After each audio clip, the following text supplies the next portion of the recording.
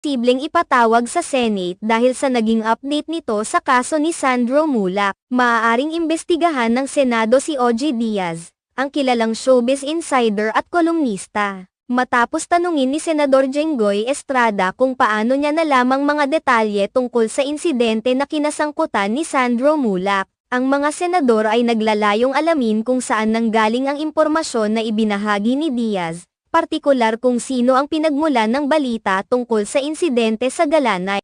Ang mga senador-adors ay nais tukuyin ang pinagkuhaan ni OG Diaz ng impormasyon na kanyang ibinahagi, at kung sino ang nagbigay sa kanya ng detalye tungkol sa nangyari kay Sandro sa nasabing gabi. Mukhang hindi rin alam ni Nino Mulak ang mga detalye ng insidente, na nagpapakita na ang impormasyon ay hindi mula sa kanilang panig. Ang katanungan ni Senador Estrada ay naglalayong magbigay linaw kung paano kumalat ang balitang ito, at kung sino ang